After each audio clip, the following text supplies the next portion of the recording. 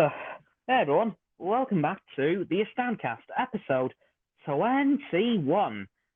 Yeah, I still can't believe we've gotten to this point. And as you can see, I am on my own today, as Roxanne is busy, so you lot are stuck with me. So, as I always do in these podcasts, let's talk about sport. Because today, oh my god, what a day it's been. Tonight, the IndyCar championship title will be decided, which is going to be very interesting to see. The three drivers within a shot of winning the championship are as follows. IndyCar. Give me one moment just to double check. Between Palou, Award, and Newgarden. So good luck to all three drivers. I must say that Palou has the easiest way to win the championship in finishing 12th or better. So best of luck to all three drivers despite that. And may the best man win, I suppose. But the main thing I'm here to talk about today is Formula One and the Russian Grand Prix. And oh my god, that was the most stressful race I have ever seen. I thought I was going to have a heart attack. Honestly, it was so stressful because things were just going wrong, then they're going right for a while, then things would go wrong again, and the top three at the start.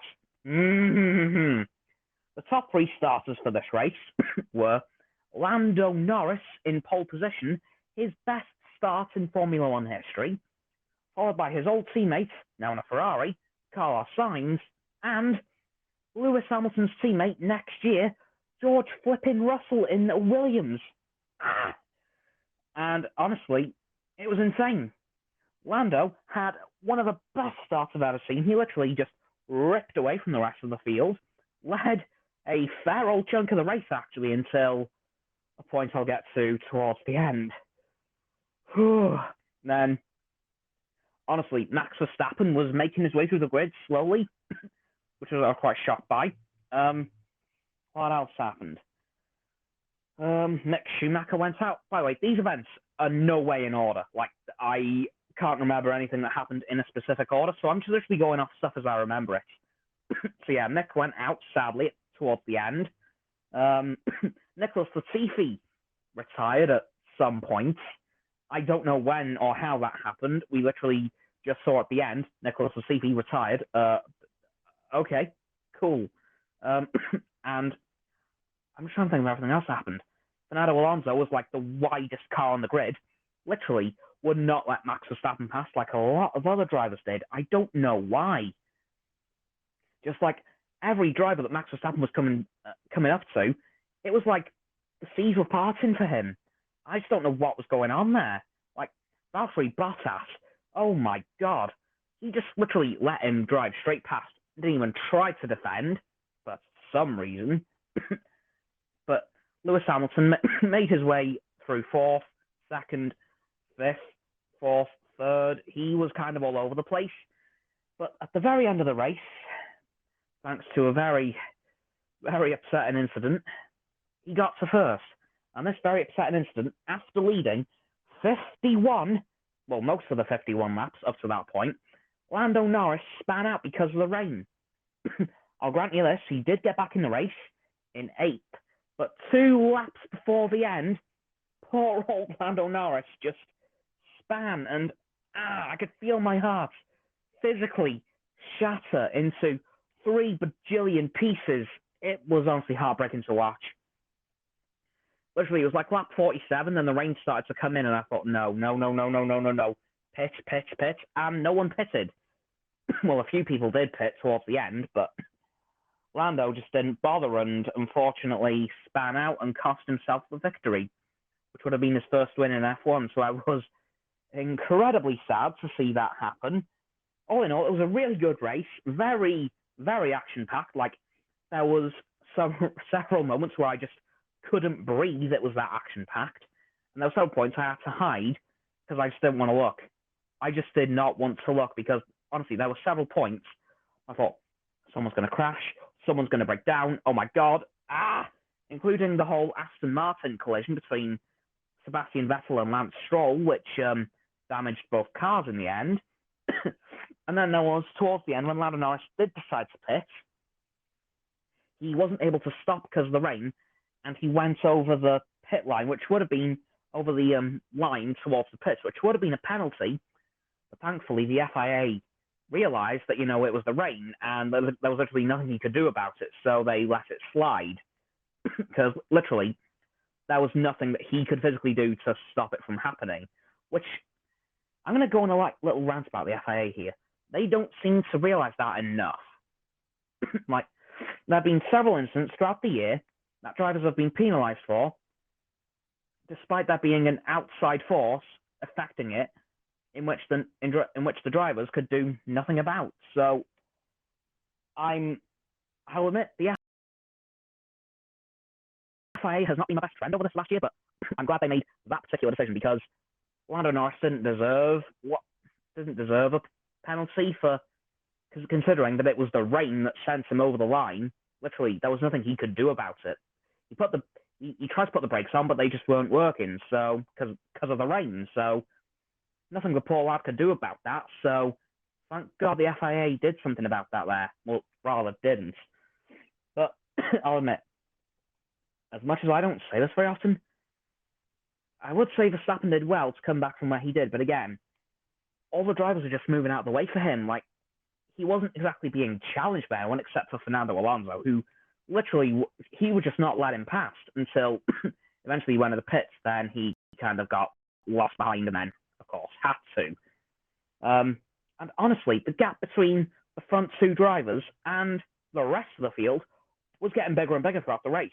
First it was 24 seconds, then it was 30, and then by the end of the race it was nearly a minute. Lando and Lewis, my God, I don't know what they put in their cars this weekend, but they need to keep doing it. Honestly, those two were just so far ahead of the rest of the field. It literally put Max Verstappen's dominance at the Red Bull ring to shame, because no one could touch either of them. Carlos Sainz was in a very distant third, because he was 30-40 seconds behind Lando and Lewis. It was honestly phenomenal to watch. Then, of course, come the end of the race, that whole incident with Lando Norris happened, and then the podium went a little something like this. Lewis Hamilton achieving his 100th win in Formula One, so massive congrats to Lewis Hamilton. His main rival in the championship battle, Max Verstappen, landing in second, and Carlos Sainz in Ferrari, coming back in third. So, glad to see that he maintained a podium position from the start of the race. Unfortunately for George Russell, he did slip back a bit thanks to some pit stops. And I've got to be honest, the pit stops in this race were just not working. They were quick, but they were just being timed all kinds of wrong. I'm trying to think of a notable example.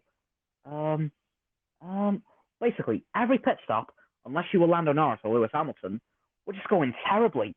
They'd be quick stops, 2.9 seconds, but you'd just end up 10, 7 or 8 places down from where you were. I'm trying to think of a notable example. There was a few, but Lewis, when he did his first pit stop, actually, no, I'm going to go to Lance Stroll, because he was somehow in 4th, and then by the end of his pit stop, he was in, 14th. He literally dropped down, equivalent to half the grid. So, not good for him, really. Yeah, quite gutted about that. So, pit stops this weekend were quick, but very, very unfortunately timed for literally everybody but Lewis Hamilton and Lando Norris. But I will say for Lando, he did an amazing job despite his last-minute spin, which did cost him the victory. But hey ho, these things happen. As Fernando Alonso said, that win is coming. That win is coming at some point soon, because honestly, if the rain hadn't come, Lando Norris would have won that race. Calling it now. Easy peasy, lemon squeezy. Probably the simplest prediction I've ever made.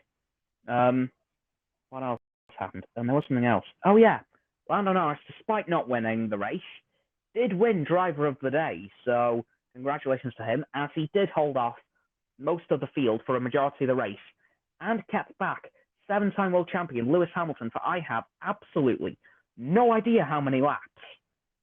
And that's one hell of an achievement for a McLaren. Like, I'm sorry, this kid, Lando Norris, is definitely going to bring McLaren back to the top of the grid one day. And I think that day is coming very soon. But I did a little research yesterday as well, because I don't remember seeing a McLaren, Ferrari, Williams 1, 2, 3 in qualifying, which is what it was yesterday in Lando Norris, Carlos Sainz, and George Russell. And I found out the last time that happened, it was 2004. So it has been 17 years since those teams were in the top three after qualifying. So congrats to all three of those drivers. The next generation of F1 is definitely coming through now. Like, I think those are three drivers to definitely watch out for once the likes of Lewis Hamilton and Sebastian Vettel exit the sport, which I don't think will be long, given that next year will be Lewis Hamilton's 15th season in F1 and Sebastian Vettel's 14th. So, sadly, I think those two particular names won't be lasting much longer in the sport, which will be a very tough day for me, because I've never watched F1 with Lewis Hamilton not being around. Like, the only time I've ever seen a race where Lewis has not been in it at all is Bahrain last year when he got coronavirus. That is the only time that I've seen Lewis Hamilton not in a race. And the day he leaves the sport for good will be a very tough day for me, because I've never watched F1 without Lewis Hamilton in it. But yeah, it was a really good race. Definitely a 10 out of 10. Well, actually, no. 9.5 out of 10, because poor Lando Norris. Poor Lando Norris. Honestly, there was a post-race interview with him on Sky Sports, and you could actually see in his eyes that he had been crying. He actually cried. And then my mum was telling me there was another post-race interview with him. Lewis Hamilton was standing next to him doing another interview, and then they just ended up having a chat between each other about saying, well, you didn't want to pit. Neither did I. And then they were both talking about how neither of them wanted to pit towards the end. And it was just a case of who was going to go first. And of course, Lewis pulled the trigger and did it first. But yeah, I felt really sorry for Lando, especially after seeing him crying. Well, after he cried. And then Carlos Sainz found out, and his face just dropped. Because, well, if you don't know, Carlos and Lando were teammates in McLaren for 2 years, and pretty much became the biggest bromance on the grid. And that bromance is very much still alive, despite them being in two opposite teams who were literally pretty much mortal enemies. Like, Ferrari and McLaren is one of the oldest rivalries in Formula One. In fact, possibly the oldest rivalry in Formula One. Like, they were the pre-Mercedes Red Bull. That was what their rivalry was like before those two teams showed up.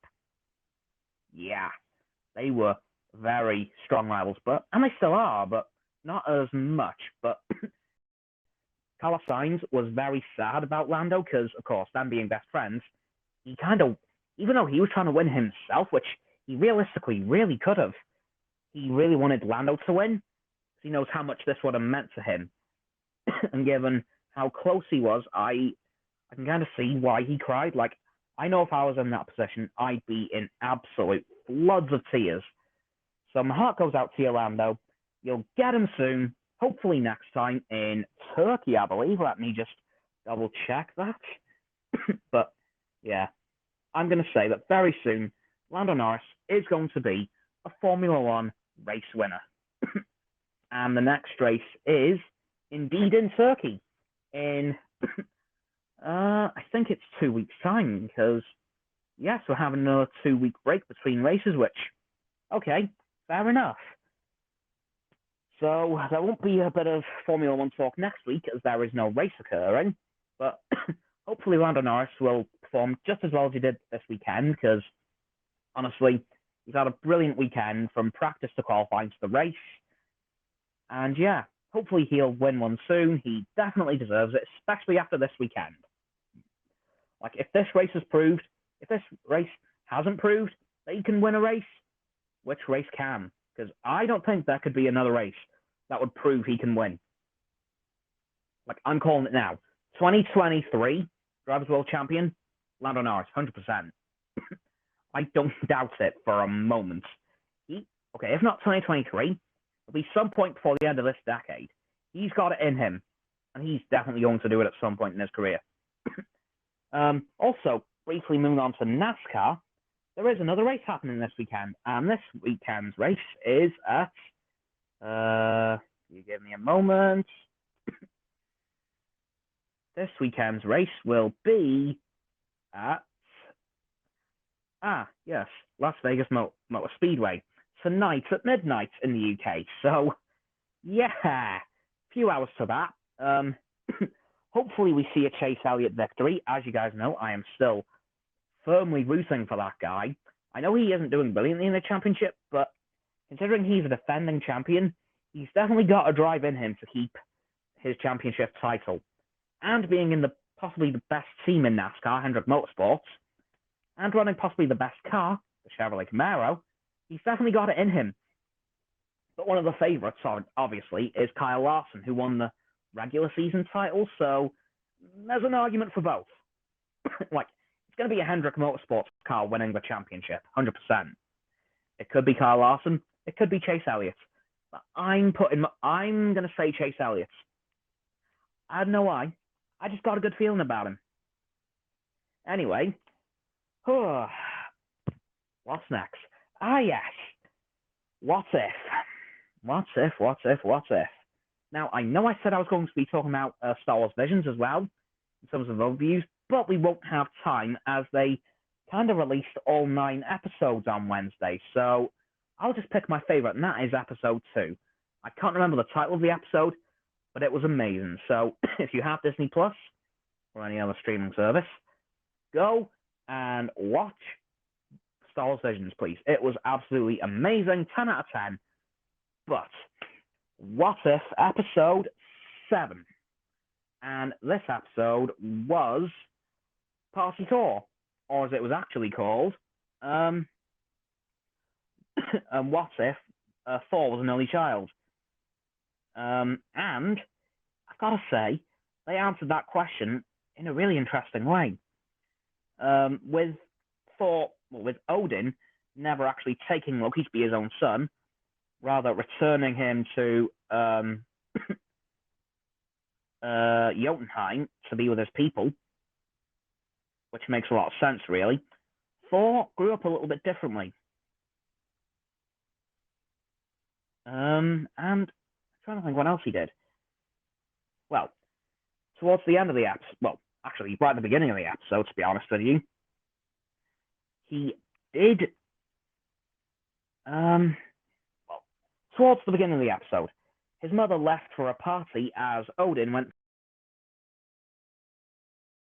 for his couple of thousand yearly sleep, which makes a lot of sense, because, you know, Odin is rather old and needs his sleep. I believe it lasts a few days. Well, actually, it lasts quite a while, apparently, which meant that good old Thor was left in charge of Asgard for a couple of days, or however long it takes for his father to wake up, while his mother went to hang out with her sister because she thought she could trust Thor. Oh boy. Oh boy, oh boy, oh boy, oh boy, oh boy. And this is where the party Thor thing comes in, because as soon as she leaves for her sister, Thor organizes a party on Midgard, aka Earth. So, unfortunately, things didn't quite go to plan. Thor landed on Earth, meeting Jane Foster as he would have in the main timeline, and basically just caused chaos. In fact, to the point where S.H.I.E.L.D. stepped in. Yeah, S.H.I.E.L.D. got involved in this. Not good for Thor. And then they dragged in Jane Foster, which led to a very interesting situation because Jane was completely enamored by Thor, like completely head over heels for him, as she was in the main timeline, of course. But before that, we see a certain frost giant show up, and it is none other than Loki. Yes, being the frost giant, well, being never being from Asgard, he never took a human form. So we saw Frost Giant Loki in this episode, and it was really interesting because it would appear even in this timeline they're pretty much best friends. So, gotta say, I like that twist. But of course, S.H.I.E.L.D. had to step in because Thor is causing chaos. He is knocking out power across the planet. Surtur actually melted off one of the arms of the Statue of Liberty, which isn't good. The London Eye was even knocked off of its mounts, which is also very not good. What else happened? Oh yeah, and well, then once S.H.I.E.L.D. realized, okay, we're going to need some help, they called in Captain Marvel, who basically beat Thor right up, but somehow it didn't quite work. And then Maria Hill, acting director of S.H.I.E.L.D., because, well, Fury originally tried to deal with Thor, didn't quite work. But eventually, well, once Captain Marvel failed, she got a right old scolding from Maria Hill. Maria Hill dismissed Jane Foster, which is a big shame. And then she tried to beat him up again and get him off the planet. And then Jane had an idea. Call his mum, which somehow worked. Well, she contacted Heimdall, and then she went to Thor's mother and explained the situation. At which point, his mother got real mad, and then contacted Heimdall again to get her to Earth, at which point Thor had to have a mad panic to clean up the planet, make it look as if he was doing a cultural exchange, as a bit of an education plan for those citizens of Asgard, which he somehow managed to pull off for the most part. In fact, he missed one little detail which kind of made the whole plan fall apart, which was Mjolnir, which was covered in paint, and I have no idea what else, and then the plan pretty much fell apart right in front of his face. And then towards the end of the episode, in fact the last few moments of the episode, Thor, my dear Thor, God, you are an idiot, decided to go back to Jane Foster to talk to her and ask her out, ultimately. Yeah, Thor actually asked out Jane Foster. And then the Watcher chimed in, saying, everything is right with the universe. And then he said, wait, what? And then we had a little surprise at the end, which I think is going to be the main villain for the rest of the show. And that was Ultron. However, Vision's body was inside of him. Oh, and there was something else. He had all 6 of the Infinity Stones. So that's a problem. But yeah, a bit crazy, I'll be honest with you. I'm not quite sure what happened with that version of Vision/Ultron. I'm really curious to find out, though, because no doubt we'll find out in the next couple of episodes. Well, we'll have to, really. We also now know that What If is getting a season 2, so thank the gods for that. But that is it for my overview for episode 7 of What If. Now on to the predictions for episode 8. Now, there is only one episode left now, and that is the Gamora Thanos episode. I'm not too sure what's going to happen in this universe. I'm going to predict that maybe Gamora killed Thanos, which would be really interesting to see, and then took upon his quest to gather all 6 Infinity Stones and do the job he intended to do, which is wipe out half the universe. So that'll be an interesting thing to see. Or Thanos died due to some other incident and the same thing happened. Gamora took up the role. Maybe Nebula teamed up with the Guardians to try and stop her. I don't know. But all I know is that this episode is going to be absolutely insane. So yeah, that is my kind of predictions for episode 8 of Marvel's What If. But as for Star Wars Visions, as I said before, really good. Would definitely recommend checking it all out. The episodes range from around 13 to 17 minutes in length. Yeah, I know, very specific, but that's what they were. So, but I would definitely say My favorite one was episode 2. I know I just had a really feel-good feel about it, and it was just really fun to watch. But yeah, I've also got some sad news in relation to Marvel. um, it's very recent news, so not too much information on it just yet. But it would appear that the estate of Stan Lee and I can't remember his name, but the other Steve Ditko, who made most of the Marvel characters, the estate is now trying to get back the rights to all the Marvel characters, which would mean the end of the MCU. And possibly, hopefully not, but possibly the Marvel Comics if it goes far enough. Now, do I think this will happen? Probably not, because basically at the time, Steve Ditko was working for hire, which basically means he was freelance. And Stan Lee was very much in the same situation, but then of course became part of Marvel. So, of course, at that point,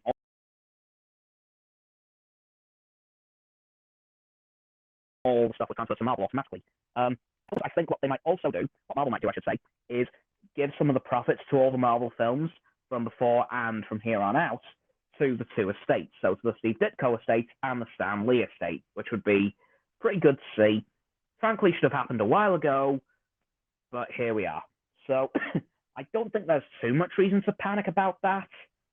But if there is any major updates, I will be sure to let you guys know, because it is a pretty major thing. Like, the MCU being the biggest movie franchise on the entire planet. That's going to be a bit of an issue if that just disappears. Because really, the second age of it is only just getting started. So really not ideal for it to just disappear. But if it does, it wouldn't be happening until 2023. So that gives us a little time, but I'll be honest, not that much. So, yeah, not too much good news in terms of the MCU this week. Probably the worst thing that we could hear. Now, has anything else major happened? Honestly, no. There hasn't been much else going on this week in terms of anything. Like, apart from that whole Marvel thing, it's been a pretty slow news week across the board. I did hear that this morning one of the members of Status Quo passed away. And that member was Mr. Give me a moment, I shall take a quick look.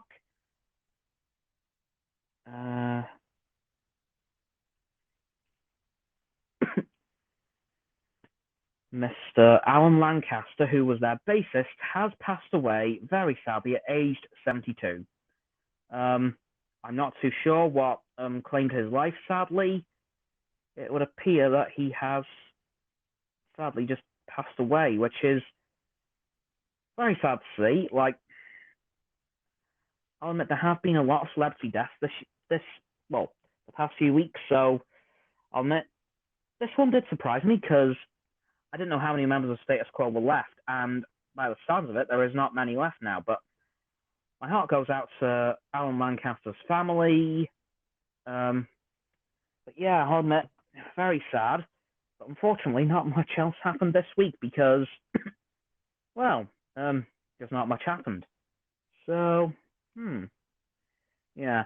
Next week, of course, will be the penultimate episode of What If, with it being a 9-episode series, which will be very sad to see, as I have realised something. There will be about a 2-month gap between the end of What If and the start of Hawkeye.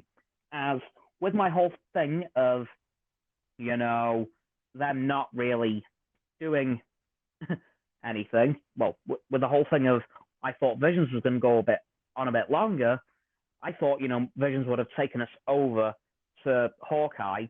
But unfortunately, there's going to be like a 2-month gap between the two shows, which is very sad. I am absolutely not ready for 2 months without anything to watch on Disney Plus. So if that's the case, I'm just hoping and praying to all the gods in the universe that Hawkeye is beyond amazing. So, yeah. I'll be honest, I don't have much else to talk about in this stream. So I might just end it here. So, as always, people, don't forget to follow me here on stereo. Or if you're watching again on YouTube tomorrow, don't forget to subscribe to me on there. Don't forget to also follow me on all my other social medias, Facebook, Instagram, Twitter, and TikTok. Don't forget to follow Roxanne on her YouTube channel. Subscribe to her YouTube channel at MeAnette. Don't forget as well to follow her on her blog. That link will be in my link tree in the description. Actually, it'll be below the link tree in the description. And yeah, I'm afraid that I have to do it for this pretty short stream, guys. I'll see you all next week. Goodbye.